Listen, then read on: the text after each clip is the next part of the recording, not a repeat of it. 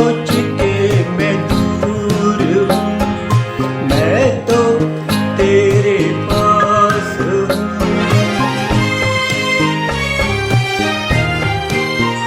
हाँ, मत सोच के मैं दूर हूँ, मैं तो तेरे पास हूँ, तेरे आगे चलूँगा। प्रभु यीशु मसीह के सर्वश्रेष्ठ नाम में आपका अभिवादन। पवित्र बाइबल में नीति वचन के 6वें अध्याय के 16वें वचन में ऐसा लिखा है, 6 वस्तुओं से यहोवा बैर रखता है, वरन 7 है जिनसे उसको घृणा है।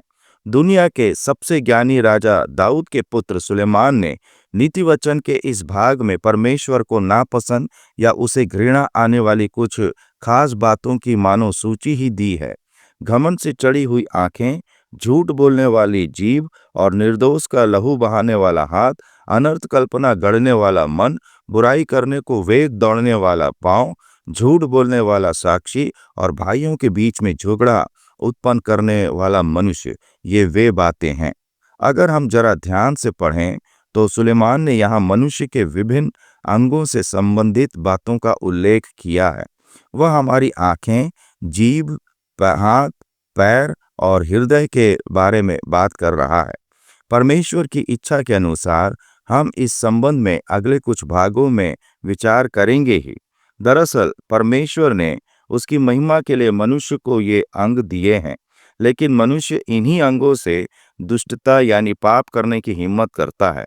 45वें भजन में कहा गया है, परमेश्वर धर्म से प्रीति करता है और दुष्टता से बैर रखता है। उसे दुष्टता और पापों से नफरत है।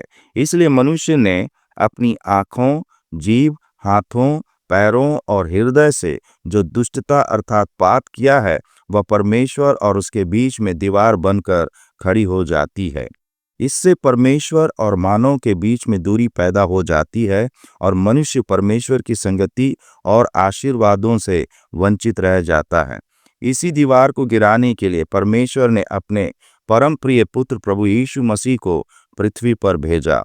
वह धर्मी और निष्कलंक होते हुए भी उसने क्रूस पर शापित मृत्यु को स्वीकार किया और मृत्यु पर विजय प्राप्त करके फिर से जीवित हो गया।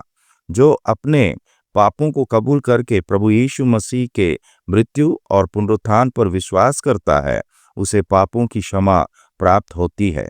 उसके और परमेश्वर के बीच की दीवार गिर जाती है और वह परमेश्वर का संतान बनकर परमेश्वर की उपस्थिति में आने की योग्य बन जाता है। आपको भी हमेशा के लिए परमेश्वर से जोड़ा जा सके और आप आशीर्वादित हो सकें, इसलिए परमेश्वर प्रभु यीशु मसीह पर विश्वास करने में आपकी सहायता करे। धन्यवाद। जैसे मैं मूसा के साथ